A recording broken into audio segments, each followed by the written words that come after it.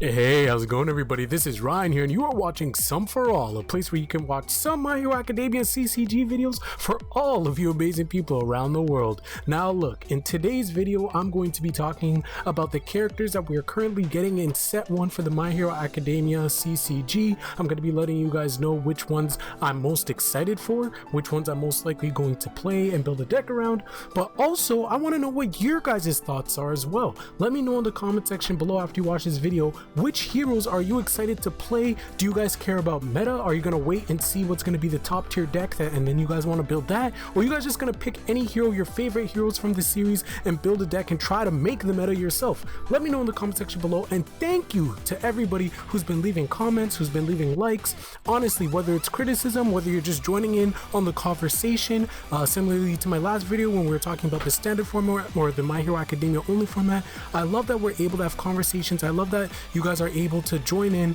and it just makes it feel like I'm starting to build a little bit of a small community, and I hope that I can bring that type of environment in all my videos. But with that being said, let's get into it. Right off the bat, as you can see on the screen, there's one more character that's left that should be released, as you can see down here with the question mark. Now, for me, I'm thinking that we're going to be getting Coda. It would make sense for us to get Coda because he's the only other character in class 1A that's not on this list. But it's weird because looking at how it's like sectioned off in terms of characters, it'd be weird for them to put Coda in between Shigaraki, All Might, and then also I forgot the warp guy's name. Oh, Kirigiri. Yeah, it'd be weird for him to be put right there. So it almost makes me feel like maybe we get a different version of a Deku, maybe a different version of a Bakugou or something. I don't know, maybe 13. It could be 13 maybe, because 13 was a hero that was in that fight that was at the USJ. So I'm not too sure. I'm thinking maybe it could either be Coda or 13. If I was to put my money on it, I would say it's probably going to be 13. What do you guys think? We can also see that we're getting 3 All Mights. 3 of them. So there's already one All Might that's confirmed. We already have. It's been out there in the wild since, I believe, 2 years ago when the game was first announced, along with the demo decks. But we're also getting true All Mights, like his weakened form, but then we're also getting a DLC content All Might as well. So there's going to be 3. So there's the one we already know, one in the DLC, and then one in his true form. So it's going to be really interesting to see which one's going to be the best, to see if there's going to be well, I'm going to assume that they're going to have different symbols as well, like different resource symbols, so you can build the decks different way. It'll be interesting to see how the different All Mights play, if one's going to be more aggressive, if one's going to be more passive, if one's going to be more of like a stall type. Who knows, right? Because I am really interested to see how All Might in true form would be able to perform.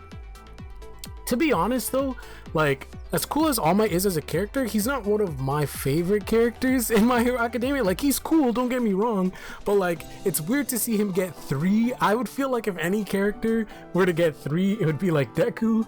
But again, you know, this is just the start. This is just set 1. I'm sure we're gonna get a ton of Dekus throughout the life cycle of this game. But for me, like I said, I'm not the biggest All Might fan. Like, if I was to pick between All Might and Endeavor, I'm a bigger Endeavor fan, especially after his, you know, his reforming in the series that we see now. If you guys read the manga, if you guys watch the anime and things of that nature. But regardless, we're getting 3 All Mights. We're also getting 2 Ochakos, 2 Suyus as well, right? So that's pretty cool. For me, you guys already know Ochako's one of my favorite characters, so I'm extremely excited to play Ochako, both versions, and see which one's going to be the best out of the 2 of them. Obviously, you guys know that Bakugou is my favorite My Hero Academia character, period.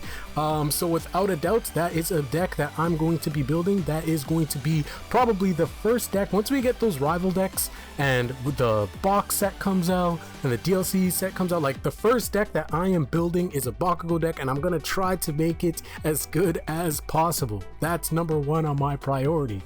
So I talked about Ochako, I talked about Bakugou. Now I gotta talk about my second favorite hero in class 1A, and that is Kirishima. I'm super excited for Kirishima. I'm happy he got confirmed. I know a lot of people are excited to play Aizawa. Aizawa is always a fan favorite in My Hero Academia throughout the entire series, right? Like from the beginning until right now, Aizawa has an avid fan base. So it's good to see him. I'm sure that he might be really strong. He might be really popular. People might just collect Aizawa just for the collection factor, but I also feel like, you know, because Aizawa is a popular character, you know, Jasco might make him OP. They might make him really strong to give people more incentive to play him, you know. Who knows? I have no information. I'm just predicting. I'm just speculating. But for me, definitely Kirishima, Ochako, as well as Bakugou, and then one more, Mina Ashida. She's honestly one of my favorite characters. Like that one arc, I'm not sure if you guys are fully caught up with the manga and with anime and stuff like that, but she's had a lot of character development as well. Her and Kirishima, they have a ton of character development, which is why I like them so much. So I would have to say that those 4 characters are the 4 that I'm most excited about, and those 4 characters are the ones that I'm definitely going to build. I'm going to be building decks around them no matter what.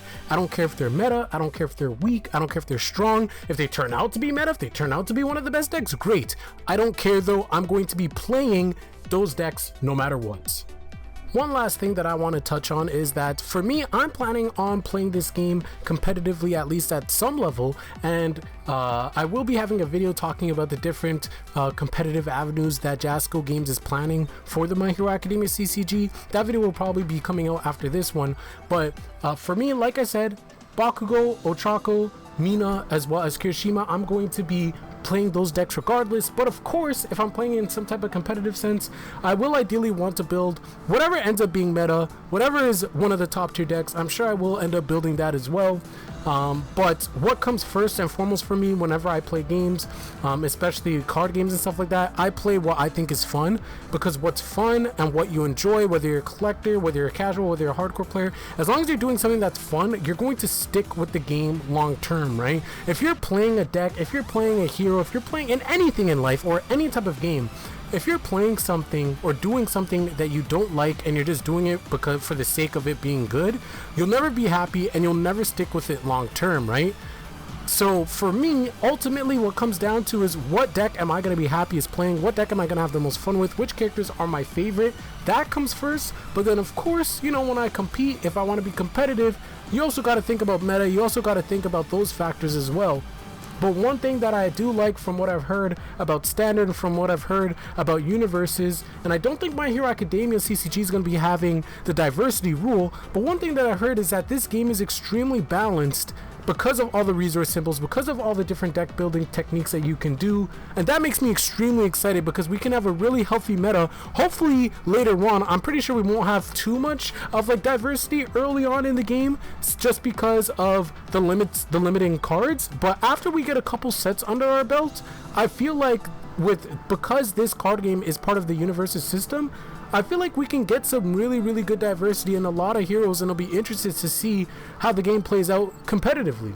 But with all that being said, I love to know what you guys think. Are you guys going to be building decks based on meta, based on competitive aspect only? Are you guys excited for any specific heroes and you're going to be building those decks no matter what? I'm excited. Let me know. I want to know in the comment section below. As you guys know, I respond to every comment. I like every comment. I want to build a community with y'all. And I'll catch you guys later on the next video. I hope you guys all have an amazing day. And remember, the most important thing, go plus ultra, baby. You gotta go plus ultra. I'll catch you guys on the next video. Peace.